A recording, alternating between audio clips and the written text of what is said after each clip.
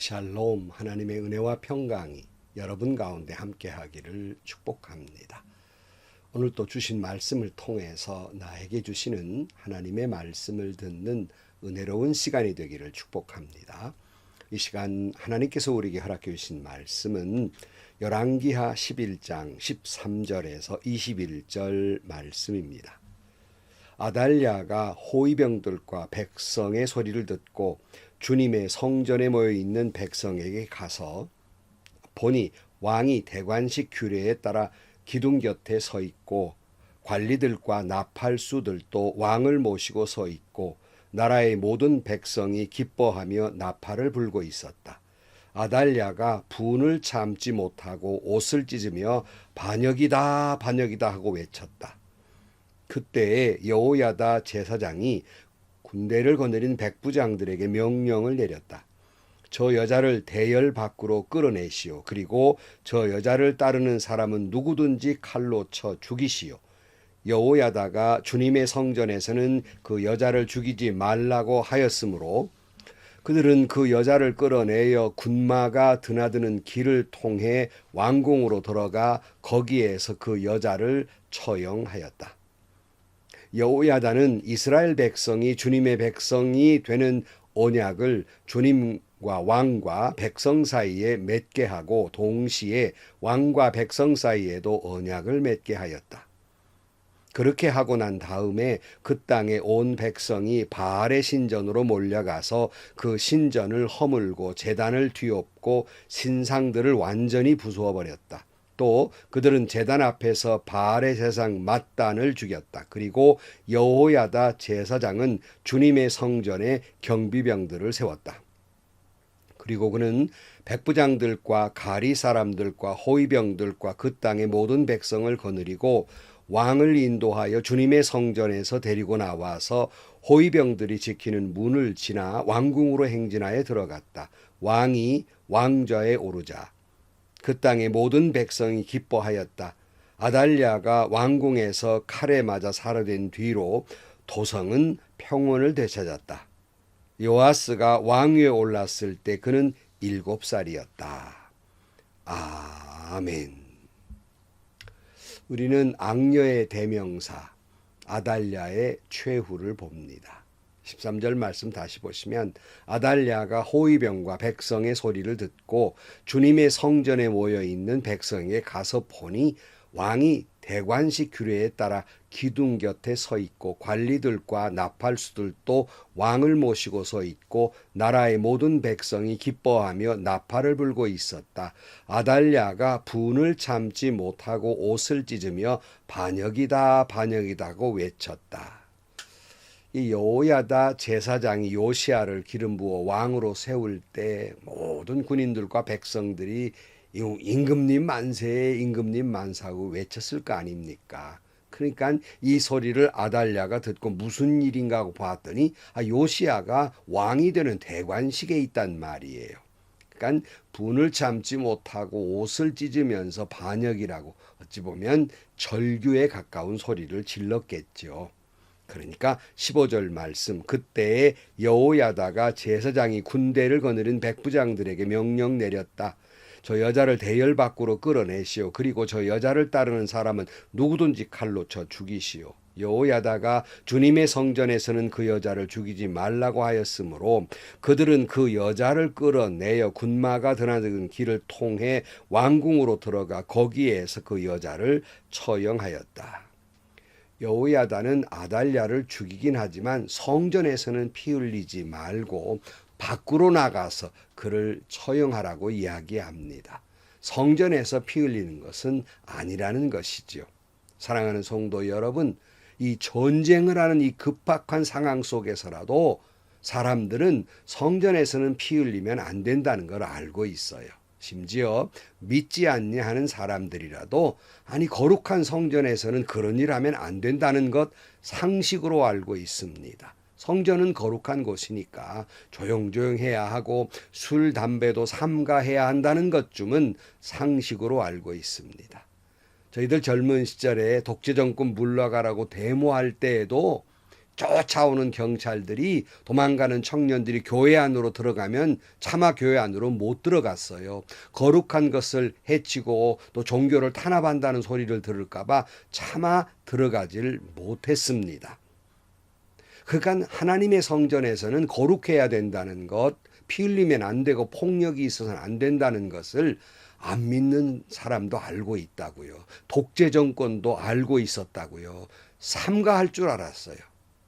그런데 여러분, 도리어 믿는다는 사람들, 목사, 장로들, 이런 사람들이 교회 안에서 고함을 지릅니다. 멱살잡이를 합니다. 부끄러운 얘기지만 제가 있는 오래전에 전주에서 그래도 호남을 대표하는 교회라는 곳이 지금까지도 계속 그냥 수십 년 전부터 어지러워진 교회 가운데 하나인데, 그 옛날에 두 패로 나누어서 싸우는데요. 자기 반대편 패가 강단에 올라갔다고 똥바가지를 들고 와서 강단에다가 똥바가지를 뒤엎었습니다. 이게 말이 되는 겁니까? 그 유명한 사건이기 때문에 알만한 분들은 다 압니다. 그러고도 하나님의 성전은 거룩하다고 말할 수 있습니까? 그러면서 하나님 파리를 하지요. 주님을 위해서라고, 하나님의 나라를 위해서라고 하나님 파리를 합니다. 참 죄송한 이야기지만 또 믿음이 약한 분들이 들으면 실망할 수도 있겠지만, 요즘 교회 안에서 회의체에서도 당회 안에서도 쌍욕이 오고 간다는 거예요. 멱살잡이도 한다는 거예요. 여러분, 이런 행위는 어떤 이유로도 정당화될 수 없습니다. 부끄러운 일이에요. 물론 여러분, 저는 극히 일부의 교회라고 믿고 싶습니다. 그러면서 그분들 하나님 위해서라는 거예요. 교회와 성도를 위한 일이라고 주장을 합니다. 성도 여러분, 하나님이 거룩하니 성도도 거룩해야 해요. 성전이라고 왜 부릅니까? 성전은 거룩하기 때문입니다. 성전 안에서 피 흘려서는 안 돼요. 어디에서 쌍욕을 하고 고함을 지르고 멱살잡이를 할 수 있습니까? 상상도 할 수 없는 일이에요. 하나님 다 보고 계십니다. 하나님 다 듣고 계십니다. 하나님 다 계산하고 있어요. 교회 안에서 이런 행위를 하시는 분들은 다시 한번 오늘 본문에 나타난 아달랴가 어떤 최후를 맞았는가를 상기해야 합니다. 아달랴가를 죽일 때 군마들이 드나드는 곳에 처형을 했다 그랬어요. 그런데 보니까 다른 사람들은 다 그래도 왕 정도나 왕후 정도는 어디에다 묻었다는 말이 있는데 아달랴는 그 말이 없어요. 왜 그랬을까요? 시체 조각도 찾을 수 없게 됐다는 거예요. 군마들이 왔다 갔다 했다는 것을 보니까 아마 그 말들에게 다 집 밟혀서 산산조각 났다는 끔찍하고도 처절한 죽음이란 말입니다. 아달랴의 그 어머니 이세벨도 막상 잘 장례해 주려고 시신을 거두러 갔더니 해골과 손만과 발거만 남았다 했는데, 이 아달랴는 그냥 군마들이 다 밟고 나가서 수습하고 말고도 없을 거란 말이에요. 그냥 거름이 됐단 말이에요. 자신의 권력의 야욕을 위해서 자기 자식과 손주들까지도 눈 하나 깜짝 않고 죽였던 바알 숭배자 아달랴, 처참한 죽음을 당합니다. 여러분, 하나님의 무서운 심판이 있다는 사실을 기억해야 할 것입니다. 17절 말씀, 여호야다는 이스라엘 백성이 주님의 백성이 되는 언약을 주님과 왕과 백성 사이에 맺게 하고 동시에 왕과 백성 사이에도 언약을 맺게 하였다. 그렇게 하고 난 다음에 그 땅에 온 백성이 바알의 신전으로 몰려가서 그 신전을 허물고 제단을 뒤엎고 신상들을 완전히 부수어 버렸다. 또 그들은 제단 앞에서 바알의 제사장 mat단을 죽였다. 그리고 여호야다 제사장은 주님의 성전에 경비병을 세웠다. 그랬어요. 제사장 여호야다는 제2의 신의 산 언약처럼 다시 한번 언약식을 합니다. 하나님과 백성, 왕도 함께 언약식을 하고 그와 동시에 그 하나님과의 언약을 기초로 해서 백성들과 왕 사이에도 서로 간의 언약을 맺게 합니다.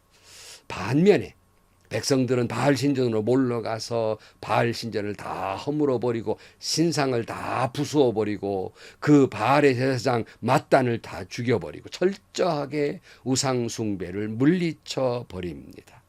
여호야다는 우상 신앙은 철저하게 부숴버리고 하나님과 이스라엘 백성들과의 새 언약을 세우는 새로운 종교 개혁을 이루게 됩니다.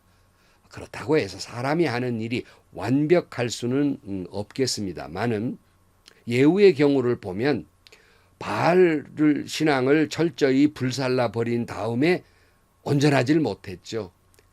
금송아지를 섬기는 신앙은 버리지 못한 반쪽짜리 종교 개혁이었다면 여호야다의 요시야 왕 때의 종교 개혁은 바알 신앙을 물리치고 오직 주님만을 섬기는 언약식을 다시 한번 하게 됩니다.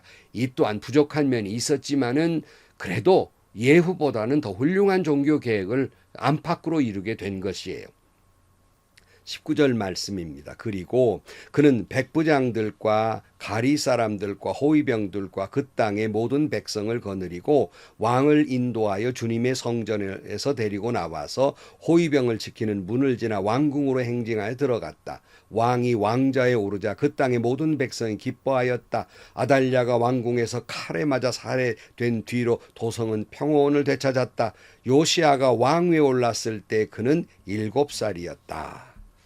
악녀 아달랴가 죽고 철저한 신앙 개혁을 이루고 이제 요시야 왕이 왕위에 올랐는데 그 나이 겨우 7살에 왕위에 올랐습니다. 그러나 악녀가 죽자 온 국민들은 평온했어요.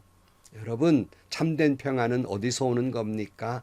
샬롬이라는 말을 여러분들에게 말씀드렸죠. 샬롬은 환경의 평화가 아니라 하나님과의 평안입니다. 하나님과의 언약의 아름다운 관계를 이루었을 때 하나님과의 평안을 샬롬이라고 합니다. 여러분, 샬롬입니까? 바라기는 여러분과 한국 교회가 하나님과의 아름다운 관계, 언약의 관계, 샬롬이 되기를 주님의 이름으로 간절히 축원합니다. 기도하시겠습니다. 하나님 아버지, 여호야다에 의해서 종교 계획을 이루었던 것처럼 한국 교회도 다시 한번 하나님과의 바른 언약과의 관계가 되게 하시고 다시 한번 종교 개혁이 일어나서 한국 교회가 주님과 샬롬이 되는 아름다운 교회가 되게 하여 주옵소서. 예수님의 이름으로 기도하옵나이다. 아멘. 성도 여러분, 하나님의 무서운 심판을 우리는 아달랴를 통해서 보게 됩니다. 바라기는 우리 모두가 하나님과의 새로운 언약의 관계를 이루어서 하나님과 아름다운 관계, 행복한 관계가 되고 샬롬, 참된 평안이 여러분과 여러분 섬기는 교회와 여러분의 가정과 사업 위에 충만하시기를 축복합니다. 행복하시고요. 좋은 일이 가득한 하루가 되시기를 주님의 이름으로 간절히 축원합니다.